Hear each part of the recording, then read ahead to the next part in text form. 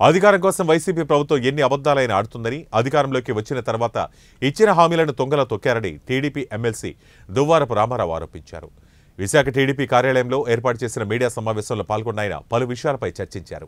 బీసీలతో టీడీపీకి ఉన్న అనుబంధం విడదీయలేనిదన్నారు. 5 ఏళ్ల కాలంలో బీసీలకు వైసీపీ నయా పైసా రుణ సౌకర్యం కలగచేయలేదని గుర్తు చేశారు. టీడీపీ హయాంలో బీసీ సప్లాన్ 10,000 కోట్ల బడ్జెట్ కేటాయింపులు చేశారని, వైసీపీ మాత్రం 75,000 కోట్ల బీసీ నిధులను ఇతర అవసరాలకు మళ్లించారని ఆరోపించారు. గౌరవ శ్రీ చంద్రబాబు నాయుడు గారు, జనసేన పార్టీ అధ్యక్షుడు పవన్ కళ్యాణ్ గారి సమక్షంలో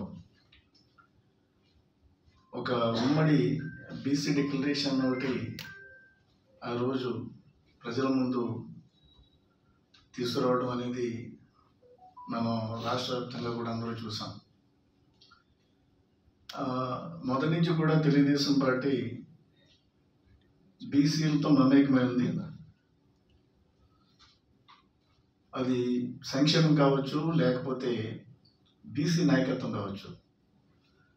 మొదటి నుంచి కూడా తెలుగుదేశం పార్టీలోనే బీసీ నాయకత్వం ఎదిగింది. స్వర్గీయ నందమూరి తారక రామారావు గారు ముఖ్యమంత్రిగా ఉన్న సమయంలో బీసీ నాయకత్వాన్ని ఒక పెంచిన నాయకుడు మహనీయుడు ఆయనైతే, మా అధినాయకుడు చంద్రబాబు నాయుడు గారు బీసీ నాయకత్వాన్ని మరింత ఉన్నతమైన స్థానాలకు తీసుకెళ్ళి ఒక మహోన్నతమైన పొజిషన్ అయిన రాష్ట్రంలో బీసీ నాయకులకి కల్పించిన విషయాన్ని ఒకసారి గుర్తు చేస్తున్నాను. ఇక అనేక కార్యక్రమాలు స్వర్గీయ నందమూరి తారక రామారావు ఏదైతే కూడు గుడ్డ నీడ అని ఒక స్లోగన్తో ఆయన అప్పుడు సంక్షేమం మొదలుపెట్టారో, ఆ సంక్షేమాన్ని పతాక స్థాయికి తీసుకెళ్లిన వ్యక్తి గౌరవ శ్రీ చంద్రబాబు నాయుడు గారు.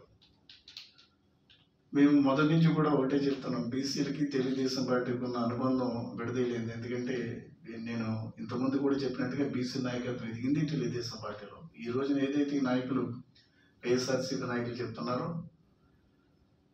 సంక్షేమని, లేకపోతే బీసీలకి ఒక సమాజ స్థాపన అని అంటున్నారు, ఇవన్నీ కూడా చాలా ఫాల్స్ ప్రామిస్లు అని చెప్పి తెలుగుదేశం పార్టీ పరంగా నేను తెలియజేస్తున్నాను. ఈ మధ్యకాలంలో అందరూ కూడా అన్ని కాన్స్టిట్యున్సీలో కూడా వైఎస్ఆర్సీపీ నాయకులు సాధికార సామాజికేతరులని చేశారు. అంటే వాళ్ళు చెప్పుకోవడానికి ఏముందని సాధికార యాత్రలు చేశారని చెప్పి నేను తెలుగుదేశం పార్టీ నాయకుడిగా ప్రశ్నిస్తున్నాను. ఎందుకంటే ఈ 5 సంవత్సరాల కాలంలో ఏ ఒక్క బీసీ సామాజిక వర్గానికైనా ఒక్క నయా పైసా రుణ సౌకర్యాన్ని ఈ ప్రభుత్వం కల్పించిందని చెప్పి నేను క్వశ్చన్ చేస్తున్నాను. అది నిజం కూడా. అందరు బీసీలందరికీ కూడా తెలుసు, బీసీ బిడ్డలందరికీ కూడా ఈ విషయం తెలుసు. అనేక పథకాలు ఈ 5 సంవత్సరాల కాలంలో పూర్తిగా నిర్వీర్యం చేసిన అసమర్థ ప్రభుత్వం వైఎస్ఆర్సీపీ ప్రభుత్వం అని చెప్పి నేను చెప్తున్నాను. ఎందుకంటే బీసీ సప్లాన్ అనేది తెలుగుదేశం పార్టీ హయాంలో 14-19 మధ్య చంద్రబాబు నాయుడు ముఖ్యమంత్రిగా ఉన్న సమయంలో సుమారుగా 10,000 కోట్లు చెప్పిన బడ్జెట్ అలొకేషన్ చేసి 4.5 సంవత్సరాల కాలంలో 36,000 కోట్లు ఖర్చు చేసిన ఘనత చంద్రబాబు నాయుడు గారి.